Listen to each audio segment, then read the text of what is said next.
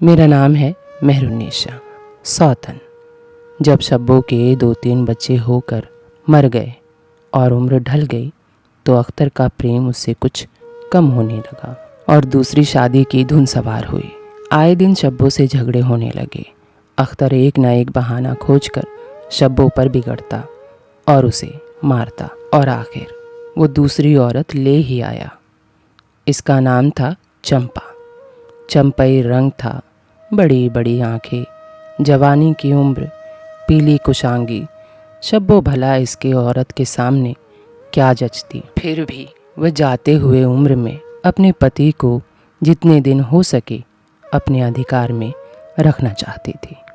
वो तो अपने ख़त्म हो गए रिश्ते को बस कैसे भी बचाने की कोशिश कर रही थी। इस घर को उसने मर मर कर बनाया है, उसे ऐसी ही तो नहीं छोड़ सकती थी। मैं इतना बेसमझ तो नहीं हूँ कि घर छोड़कर चली जाऊँ और चंदा राज करे। एक दिन शब्बो ने अख्तर से कहा, मेरे पास साड़ी नहीं है, मुझे बाज़ार लेकर चलो। अख्तर उसके एक दिन पहले ही चंदा के लिए अच्छी सी ओढ़नी लाया था। शब्बो की मांग सुनकर बोला, मेरे पास अभी पैसे नहीं हैं। शब्बो को साड़ी की इतनी चाहत नहीं थी जितनी अख्तर और चंदा के खुशियों में खलल डालने की थी। बोली, अच्छा पैसे नहीं थे तो कल अपनी चहीती के लिए ओढ़नी क्यों लाए? उसके बदले उसी दाम में 2 साड़ियाँ ले आते तो एक मेरे काम ना आ जाती। अख्तर ने कड़ी आवाज़ से कहा, मेरी मर्जी, मैं चाहे जो करूँगा। तू बोलने वाली कौन है? अभी उसके खाने खेलने के दिन हैं। तू चाहती है उसे अभी से नून तेल की चिंता में डाल दूं? ये मुझसे ना हो पाएगा। तुझे ओढ़ने पहनने की साध है तो काम कर। ऊपर वाले ने क्या हाथ पैर नहीं दिए हैं? पहले तो घड़ी रात उठकर काम धंधे में लग जाती थी, लोगों के लिए कपड़े सिया करती थी। अब उसकी डाह में दिन भर पड़ी रहती है तो पैसे क्या आसमान से गिरेंगे? मैं तेरे लिए अपनी जान थोड़े ही दे दूंगा। शब्बो ने कहा, तो क्या मैं उसकी लौंडी हूँ कि वह रानी की तरह पड़ी रहे और मैं घर का सारा काम करती रहूं? इतने दिनों छाती फाड़ कर काम किया है, उसका ये फल मिला मुझे? तो अब मेरी बला काम करने आती है। तो अख्तर ने कहा, ठीक है, फिर मैं जैसे रखूँगा वैसे ही तुझे रहना पड़ेगा। शब्बो बोली, ठीक है, ये बात है तो मेरी मर्ज़ी होगी, रहूँगी, नहीं अलग हो जाऊँगी। तो अख्तर ने कहा, जो तेरी मर्ज़ी हो कर, पर मेरा गला छोड़। शब्बो बोली, अच्छी बात है, आज से तेरा गला छोड़ती हूँ, समझ लूँगी विधवा हो गई। अख्तर दिल में इतना तो समझता था कि गृहस्थी शब्बों की जोड़ी हुई है। अब चाहे उसका रूप फीका पड़ गया हो या उसमें अब वो बात नहीं हो, मुमकिन था कुछ देर के बाद वह जाकर शब्बों को मना लेता। पर चंदा भी कूटनीति में बहुत आगे थी। उसने नर्म लोहे पर चोट जमाना शुरू कर दिया। बोली, आज महारानी जी किस बात पर बिगड़ रही थी? अख्तर ने उदास मन से कहा, तेरी ओढ़नी के पीछे शब्बो तमाशा मचाए हुए है। अब कहती है अलग रहूँगी। मैंने कह दिया, तेरी जो मर्जी हो कर। चंदा ने आंखें मटका कर कहा, ये सब नखरे हैं कि आकर हाथ पाँव जोड़े, नखरे उठाए और कुछ नहीं। तुम चुपचाप बैठे रहो, 2-4 दिन में आप ही गर्मी उतर जाएगी। तुम कुछ बोलना नहीं, उसका मिजाज और आसमान पर चढ़ जाएगा। अख्तर ने गंभीर भाव से कहा, चंदा, तुम जानती नहीं हो वो कितनी घमंडिन है। वह मुंह से जो बात कहती है उसे करके छोड़ती है। शब्बो को भी अख्तर से ऐसे बर्ताव की उम्मीद नहीं थी। वह जब पहले सी सुंदर नहीं, इसीलिए अख्तर को अब उससे मोहब्बत नहीं। आदमी के फितरत में ये कोई बड़ी बात नहीं थी, लेकिन अख्तर उससे अलग रहेगा इसका उसे विश्वास नहीं आता था। वह घर उसी ने पैसा पैसा जोड़कर बनाया था, गृहस्थी भी उसी की जोड़ी हुई है। दूसरों के कपड़े सी सी कर रात भर काम कर कर कर पैसा जोड़ना उसी ने शुरू किया।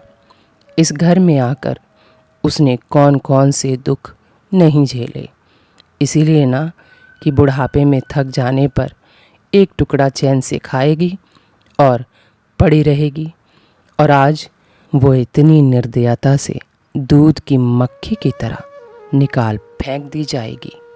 अख्तर ने इतना भी नहीं कहा, तू अलग नहीं रह पाएगी। मैं या खुद मर जाऊंगा या तुझे मार डालूंगा, पर तुझे अलग ना होने दूंगा। तुझसे मेरी शादी हुई है, कोई मजाक नहीं है। तो जब अख्तर को उसकी परवाह नहीं है तो वह अख्तर की परवाह क्यों करे? क्या सभी औरतों के मर्द बैठे होते हैं? सभी के माँ बाप, बेटे बेटी, पोता पोती होते हैं। आज उसके लड़के जीते होते तो मजाल है कि ये नई औरत लाते और मेरी ये दुर्गति होती। इस निर्दयी को मेरे ऊपर इतनी भी दया नहीं आई। औरत का दिल इस अत्याचार से लड़ने लगी, खुद ही सवाल करती और खुद ही जवाब देती। दिल में शब्बो रोती, उसके दिल में वही आग जो मोटी लकड़ी को छू भी नहीं सकती, फूस को जलाकर राख कर देती है। दूसरे दिन शब्बो एक दूसरे मोहल्ले में कमरा लेकर उसमें चली गई। उसने अपने साथ कुछ ना लिया। जो साड़ी उसकी देह पर थी वही उसकी सारी संपत्ति थी। ऊपर वाले ने उसके बच्चों को पहले ही छीन लिया था। अख्तर उस समय चंदा के साथ बैठा हुआ था, बात कर रहा था। शब्बो को जाते देख शायद वह समझ ना सका कि वह चली जा रही है। शब्बो ने यही समझा। इस तरह तारों की भांति वह जाना भी नहीं चाहती थी। वह चंदा को, उसके पति को और सारे मोहल्ले को दिखा देना चाहती थी कि वह इस घर से धेले की भी चीज़ नहीं लेके जा रही। मोहल्ले वालों की नज़रों में अख्तर की बेइज्जती करना ही उसका लक्ष्य था। उसके चुपचाप चले जाने से तो कुछ भी ना होगा। अख्तर उल्टा सबसे कहेगा कि शब्बो घर की सारी संपत्ति उठा कर ले गई। उसने अख्तर को पुकार कर कहा, संभालो अपना घर, मैं जाती हूँ। तुम्हारे घर की कोई भी चीज़ अपने साथ नहीं ले जाती। अख्तर 1 मिनट के लिए बिल्कुल सुन्न हो गया। क्या कहे उसकी समझ में नहीं आया। उसे आशा न थी कि वह ऐसे चली जाएगी। उसने सोचा था जब वह घर ढोकर ले जाने लगेगी तब वह मोहल्ले वालों को दिखाकर उनकी सहानुभूति लेगा। अब क्या करे? चंदा बोली, जाकर मोहल्ले में ढिंढोरा पीटाओ, यहाँ किसी का डर नहीं है। तुम अपने घर से ले ही क्या आई थी जो कुछ लेकर जाओगी? शब्बो ने उसके मुंह ना लगकर अख्तर ही से कहा, सुनते हो अपनी चहेती की बातें, फिर भी मुंह नहीं खुलता तुम्हारा। मैं तो जाती हूँ, लेकिन दस्सो रानी तुम भी बहुत दिन राज नहीं कर पाओगी। खुदा के पास अन्याय नहीं फलता, वह बड़े बड़े घमंडियों को घमंड चूर कर देता है। चंदा ठठा मार कर हंसी, पर अख्तर ने सर झुका लिया। शब्बो चली गई। शब्बो जिस नए घर में गई थी वह अख्तर के घर के ज़्यादा दूर नहीं था, बल्कि यहाँ के लोग उसे जानते थे। वह कैसी कुशल गृहिणी है, कैसी मेहनती है, कैसी बात की सच्ची है, ये यहाँ किसी से छिपा नहीं था। शब्बो ने यहाँ आकर अपनी सिलाई की दुकान डाल ली। उसकी दुकान चलने में ज़्यादा दिन नहीं लगे। जो एक लेकर 2 काम करे उसे काम की क्या कमी। 3 साल एक शब्बो ने कैसे काटे, कैसे एक नई गृहस्थी बनाई, इसका बयान करने बैठें तो पोथी हो जाए। घर कैसे बनाना है, कैसे चलाना है, कैसे जोड़ना है, शब्बो को खूब मालूम था। लोग उसकी मेहनत और अकेले अपने दम पर खड़े हो जाने से लोग उसकी बड़ी इज्जत करते और देखकर दांतों तली उंगली दबा लेते थे। वह अख्तर को दिखा देना चाहती थी, मैं तुमसे अलग होकर भी आराम से रह सकती हूँ। वह अब आराधीन नारी है, अपनी कमाई खाती है। शब्बो के पास कई दुकानें हो गई। शब्बो बड़ी मेहनत और लगन से काम कर रही है और आराम की ज़िंदगी भी जी रही थी। पर कभी कभी उसके दिल का दुख वो बर्दाश्त नहीं कर पाती और रोती है और अपनी कामयाबी से कहती है, अब बेटे हो तो तुम ही हो, पति हो तो तुम ही हो। शब्बो इतनी मेहनत करके इस मोहल्ले की चौधराइन बन गई थी। वह अब लोगों को कर्ज पर पैसा भी दिया करती थी। उसकी बुद्धि जो पहले किसी का साया खोजती थी और सही तरह से अपना विकास न कर सकती थी, अब छाया से निकलकर तरक्की और उन्नति की ओर हो गई थी। एक दिन शब्बो दुकान से घर लौटी तो एक आदमी ने कहा, तुमने नहीं सुना चौधराइन? अब शब्बो को लोग चौधराइन बोलते थे। अख्तर तो बहुत बीमार है, सुना है उसे टीबी हो गया है। शब्बो ने उदासीन से कहा, टीबी? नहीं, कोई दूसरा रोग होगा। उस आदमी ने कहा, नहीं, बाहर खाट पर पड़ा था, मैंने पूछा कैसा जी है। अख्तर को रोने लगा, बुरा हाल है, घर में एक पैसा भी नहीं है कि दवा दारू करें। चंदा के एक लड़का हुआ है, वह तो पहले भी काम धंधा नहीं करती थी और अब तो लड़कोरी है, कैसे काम करने जाए। सारी मार अख्तर के सिर जाती है, फिर गहने चाहिए नई दुल्हनिया को। बताओ अख्तर कैसे रहे। शब्बो चुपचाप सारी बात सुनती रही। फिर शब्बो ने घर में जाते हुए कहा, जो जैसा करेगा वैसा ही तो भरेगा। लेकिन अंदर उसका मन न लगा। वह 1 मिनट में फिर बाहर आई। शायद उस आदमी से कुछ पूछना चाहती थी और इस अंदाज में पूछना चाहती थी मानो उसे कुछ परवाह नहीं पड़ी। पर वह आदमी चला गया था। शब्बो ने इधर उधर देखा लेकिन वो आदमी नहीं मिला। तब शब्बो दरवाजे की चौखट पर बैठ गई।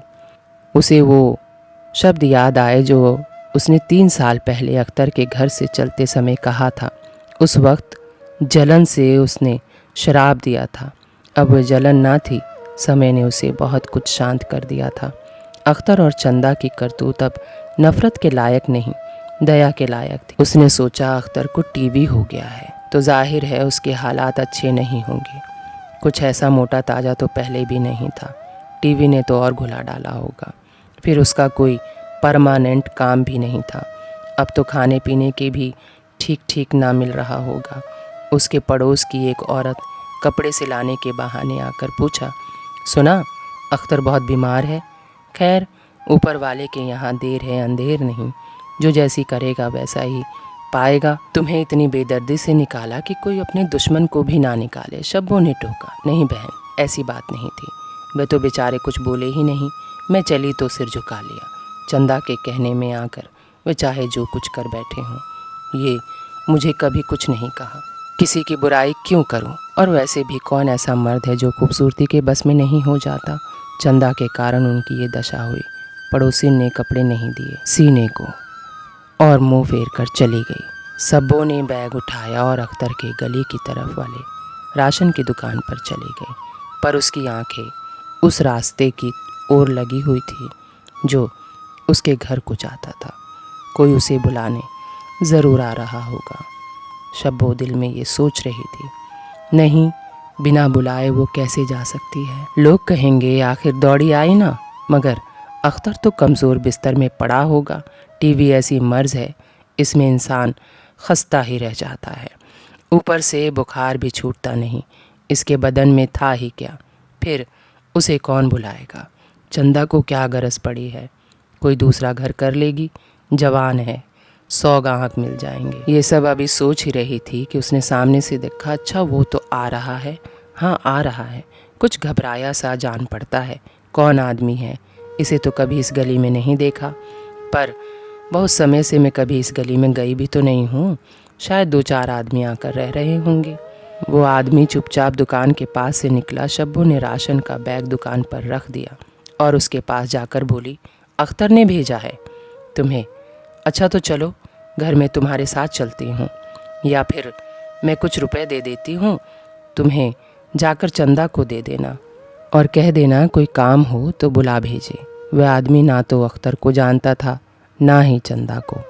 वो तो किसी दूसरे मोहल्ले का रहने वाला था। पहले तो चकराया, फिर समझ गया। चुपके से शब्बो से पैसे लेकर लंबा हो गया। चलते चलते शब्बो ने पूछा, अब क्या हाल है उसका? आदमी ने अटकते हुए कहा, अब तो कुछ संभल रहे हैं। और चंदा बहुत रो धो तो नहीं रही थी? रोती तो नहीं थी, वह क्या रोएगी, मालूम होगा पीछे। आदमी चला गया, लेकिन शब्बो का मन अख्तर पर ही लगा हुआ था। प्यार, फिक्र, छोटी छोटी बातें जो कभी अख्तर के साथ रहकर बिताए थे, हर वो लम्हा याद कर रही थी। एक बार जब वह बीमार पड़ी थी, वह बात याद आई। 10 साल हो गए। वह कैसे रात दिन उसके सिरहाने बैठा रहता था, खाना पीना तक भूल गया था। उसके मन में आया, क्यों ना मैं चल कर देख ही आऊँ। कोई क्या कहेगा, किसका मुंह है जो कुछ कहे। चोरी करने नहीं जा रही हूँ, उस आदमी के पास जा रही हूँ जिसके साथ 15-20 साल बिताए थे। चंदा नाक सिकोड़ेगी, मुझे उससे क्या मतलब। शब्बो ने घर को बंद किया और अख्तर को देखने चली गई। कांपती झिझकती क्षमा का दान लिए हुए अख्तर को थोड़े ही दिनों में मालूम हो गया था कि उसके घर की रूह निकल गई है, और वो चाहे कितना जोर करे, कितना ही सिर खपाए, उसमें स्फूर्ति नहीं आएगी। चंदा खूबसूरत थी, शौकीन थी और फूहड़ भी थी। जब पहला नशा उतरा तो ठाएं ठाएं शुरू हुई। अख्तर की कई कई नौकरियां छूट जाती, और जो लग भी जाती थी तो सारा पैसा चंदा उटपटांग खर्च कर देती थी। इसी चिंता और शोक में उसकी सेहत बिगड़ने लगी। शुरू में कुछ परवाह न की, परवाह करके ही क्या करता। घर में पैसे ना थे। डॉक्टर ने बीमारी की जड़ और मजबूत कर दी, और आज 10-12 दिन से उसका दाना पानी छूट गया था। मौत के इंतज़ार में खाट पर पड़ा करा रहा था। और अब वो दशा हो गई थी जब हम आज को छोड़कर बीते हुए कल में सफ़र करते हैं तो ऐसा लगता है जैसे कोई गाड़ी आगे का रास्ता बंद पाकर पीछे लौट रही हो। शब्बों को याद करके वह बार बार रोता और चंदा को कोसता। तेरे ही कारण मैंने उसे घर से निकाला। वह क्या गई, सारी बरकत चली गई। मैं जानता हूँ अब भी बुलाऊं तो दौड़ी आएगी, लेकिन बुलाऊं किस मुँह से। एक बार वह आ जाती और उससे मैं अपने गुनाहों की माफ़ी मांग लेता तो फिर मैं खुशी खुशी मरता, और कोई ख्वाहिश नहीं है मेरी। सहसा शब्बो ने आकर उसके माथे पर हाथ रखते हुए पूछा, कैसी तबीयत है तुम्हारी? मुझे तो आज ही तुम्हारा हाल मिला। अख्तर ने डबडबाई आंखों से उसे देखा, पर कुछ कह ना सका। दोनों हाथ जोड़कर उसे सलाम किया, पर हाथ जुड़े ही रह गए और आंख उलट गई। लाश घर में पड़ी थी। शब्बो रोती रही। चंदा फिक्र में थी। घर में रुपए का नाम नहीं। कफन दफन के लिए पैसे कहाँ से आएंगे, और पैसों के बगैर लाश उठेगी कैसे? 10-20 हज़ार से कम खर्च ना होगा। यहाँ घर में 10 रुपए भी नहीं। डर रही थी कि आज गहन आफत आई है। मेरे पास तो थोड़े गहने हैं, उन्हें बेचकर 10-20 मिल जाएंगे, मगर और हो ही क्या सकता है। उसने पड़ोस के चौधरी के लड़के को बुलाकर कहा, देवर जी, ये बेड़ा कैसे पार लगेगा? मोहल्ले में कोई धेले का भी विश्वास करने वाला नहीं। मेरे गहने हैं, चौधरी से कहो उन्हें गिरवी रखकर आज का काम चलाए। फिर चौधरी के बेटे ने कहा कि तुम शब्बो से क्यों नहीं मांग लेती, ये तो सबको कर्जा देती है। सहसा शब्बो आंखें पोंछती हुई आ निकली, कान में भनक पड़ी। पूछा, क्या है भाई, क्या सलाह कर रहे हो? अब मिट्टी उठाओगे कि सलाह ही दोगे? हाँ, उसी का सरजाम कर रहा हूँ। रुपए पैसे तो यहाँ होंगे नहीं, बीमारी में खर्च हो गए। इस बेचारी को तो बीच मझधार में छोड़कर चल दिया। अब तो शब्बो ने कहा, तुम भागकर मेरे दुकान पर चले जाओ, लो चाबी लेते जाओ और मंजूर से कहना गले से 50,000 निकाल के दे। जैसे ही वो चाबी लेकर गया, इधर चंदा शब्बो के पैर पर गिर पड़ी और रोने लगी। उसने देखा कितना सब्र और कितनी दया, कैसी नेक औरत है, माफ़ करने वाली। शब्बो ने उसे गले से लगा कर कहा, क्यों रोती हो बहन, वह चला गया, मैं तो हूँ, किसी बात की चिंता ना कर। इसी घर में हम दोनों उसके नाम पर बैठेंगी। मैं वहाँ भी देखूंगी, यहाँ भी देखूंगी। कोई तुमसे गहने पाते मांगे तो मत देना। चंदा का जी होता था कि सिर पटक पटक कर मर जाए। उसे उसने कितना जलाया, कितना रुलाया और घर से निकाल कर छोड़ दिया। शब्बो ने पूछा, जिस जिस का कर्जा अख्तर लेकर गया हो, सूरत करके मुझे बता देना, मैं कोई झगड़ा नहीं रखना चाहती। और ये बच्चा इतना दुबला क्यों हो रहा है? चंदा बोली, मेरे दूध नहीं होता और बकरी जो तुम छोड़ कर गई थी वो मर गई। दूध नहीं मिलता, इसीलिए इतना कमज़ोर है। मैं कल ही एक बकरी ला दूंगी, सभी गृहस्थी उठा लूँगी। अख्तर के कफन दफन में कोई 10,000 रुपये खर्च हो गए, किसी से मांगने ना पड़े। चंदा के गहने भी गिरवी नहीं रखने पड़े। विलासनी शब्बो पूरे मोहल्ले में एक रहम और दया की मूर्ति बन गई। आज अख्तर को मरे 7 साल हुए हैं। शब्बो घर संभाले हुए है। चंदा को वो सौत नहीं, बेटी समझती है। पहले उसे पहना कर तब खुद पहनती है, उसे खिलाकर खुद खाती है। उसका बेटा पढ़ने जाता है, उसकी सगाई की बातचीत पक्की हो गई है।